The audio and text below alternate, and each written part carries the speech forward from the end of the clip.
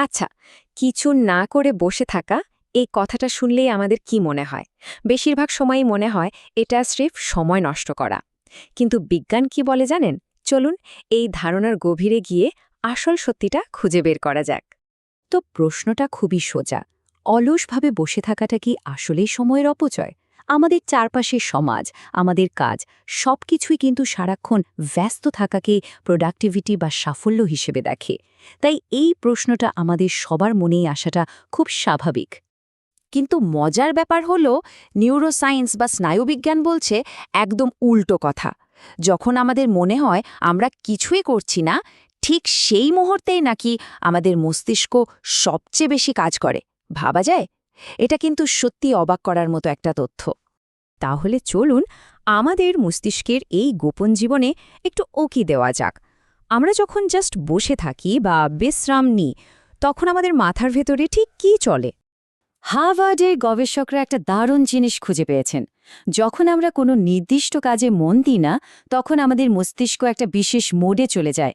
এর নাম হল ডিফল্ট মোড নেটওয়ার্ক বা সংক্ষেপে ডিএমএন।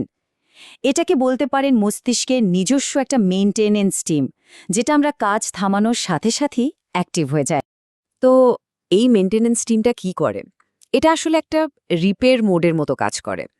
তখন মূলত ৩টা খুব গুরুত্বপূর্ণ কাজ হয়। ১. আমাদের সারাদিনের স্মৃতিগুলোকে এটা সুন্দর করে গুছিয়ে রাখে। ২. আমাদের আবেগগুলোকে প্রসেস করে। আর ৩. ভবিষ্যতের জন্য একদম চুপচাপ পরিকল্পনা করতে থাকে। মানে আমরা বাইরে থেকে শান্ত থাকলেও ভেতরে ভেতরে আমাদের মস্তিষ্ক কিন্তু দারুণ ব্যস্ত। এখন আসা যাক আরেকটা ইন্টারেস্টিং ব্যাপারে, মাইন্ড ওয়ান্ডারিং, মানে ভাবনার জগতে হারিয়ে যাওয়া। এর শক্তিটা ঠিক কোথায়? চলুন দেখি। হার্ভার্ডের আরেকটা গবেষণা বলছে আমরা জেগে থাকার সময়ের প্রায় 50% সময়ই আমাদের মন উদ্দেশ্যহীনভাবে এখানে ওখানে ঘুরে বেড়ায়। হ্যাঁ, ঠিকই শুনছেন, প্রায় অর্ধেকটা সময়। আমরা হয়তো ভাবি এটা মনোযোগের অভাব, কিন্তু এর পেছনেও একটা বড় কারণ আছে। আগে আমরা ভাবতাম মন আমি ওদিক চলে যাওয়া মানে মনোযোগ নষ্ট হওয়া, কিন্তু এখন এমআরআই ডেটা আমাদের দেখাচ্ছে যে এই মাইন্ড ওয়ান্ডারিং আসলে ওই default mode network DMN active থাকারই ফল। আর এটাই হলো ক্রিয়েটিভিটি আর নতুন সব আইডিয়ার উৎস। কারণ মস্তিষ্ক যখন এভাবে স্বাধীনভাবে ঘুরে বেড়ায়, তখন সে এমন সব ধারণার মধ্যে যোগাযোগ তৈরি করে যা মনোযোগ দিয়ে কাজ করার সময় করা সম্ভবই না। আর ঠিক এই কারণেই তো সেরা আইডিয়াগুলো লম্বা মিটিংয়ে আসে না, তাই না? ওগুলো আসে হাঁটার সময়, গোসল করার সময়, বা যখন আমরা কোনো কারণ ছাড়াই জানালার বাইরে তাকিয়ে থাকি। এই খালি মুহূর্তগুলোই আসলে মস্তিষ্ককে তার সেরা কাজটা করার সুযোগ করে দেয়। কিন্তু আমরা যদি মস্তিষ্ককে এই ফাঁকা সময়টা না দিই, যদি সারাক্ষণ ব্যস্ত থাকি, তাহলে কিন্তু এর একটা বড় মূল্য দিতে হয়।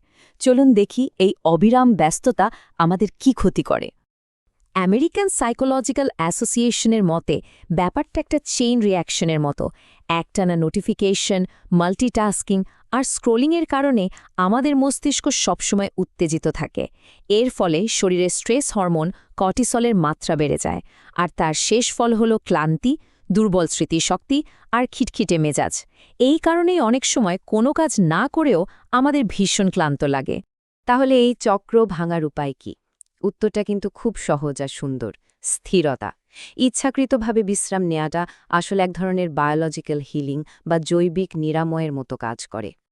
স্ট্যানফোর্ড ইউনিভার্সিটির বিজ্ঞানীরা দেখেছেন, যখন আমরা কোনো লক্ষ্য ছাড়াই চুপচাপ বসে থাকি, তখন আমাদের শরীর প্যারাসিম্প্যাথেটিক মোডে চলে যায়। এটা হলো আমাদের শরীরের রেস্ট অ্যান্ড ডাইজেস্ট মোড। এই অবস্থাতেই আমাদের শরীর নিজেকে মেরামত করে, মন শান্ত হয়, আর আমরা পরিষ্কারভাবে চিন্তা করতে পারি। তার মানে দাঁড়ালো, এই বিশ্রামের সময় মস্তিষ্ক বাহ্যিকভাবে ধীর হয়ে যায় ঠিকই, কিন্তু আসলে এটা আরও বেশি তীক্ষ্ণ আর কার্যকর হয়ে ওঠে। শুনতে একটু বিরোধাভাস বা প্যারাডক্স মনে হলেও এটাই সত্যি। তো এখন সবচেয়ে জরুরি প্রশ্নটা হলো কিভাবে আমরা এই কিছু না করাকে অভ্যাস করতে পারি। বিজ্ঞানসম্মত উপায়টা কি? ভালো খবর হলো এটা একদমই সহজ। গবেষণা বলছে দিনে মাত্র ৫ থেকে ১০ মিনিটই যথেষ্ট। এই সময়টাতে শুধু কয়েকটা জিনিস খেয়াল রাখতে হবে। প্রথমত, সব ধরনের স্ক্রিন, মোবাইল, ল্যাপটপ সব দূরে রাখতে হবে। দ্বিতীয়ত, কোনো লক্ষ্য বা চাপ নেওয়া যাবে না, যেমন ধ্যান করতে হবে বা প্রোডাক্টিভ কিছু ভাবতে হবে, শুধু চুপচাপ বসে থাকতে হবে, এতটুকুই। আর এটা যে শুধু কথার কথা নয় তারও কিন্তু প্রমাণ আছে। ইইজি স্টাডিজ দেখিয়েছে যে এই শান্ত মুহূর্তে আমাদের মস্তিষ্কের তরঙ্গ বা ব্রেইন ওয়েভস ধীর হয়ে আসে, যা প্রাকৃতিকভাবেই আমাদের উদ্বেগ আর দুশ্চিন্তা কমাতে সাহায্য করে। কাজেই পরের বার যখনই একটু অলস সময় কাটানোর সুযোগ আসবে, নিজেকে দোষী ভাবার কোনো কারণ নেই। বরং মনে রাখতে হবে, বিজ্ঞানের মতে ওই মুহূর্তে আমরা আমাদের মস্তিষ্কের জন্য খুব জরুরি একটা কাজ করছি, কারণ কিছু না করা মানে আসলে খুব গুরুত্বপূর্ণ কিছুই করা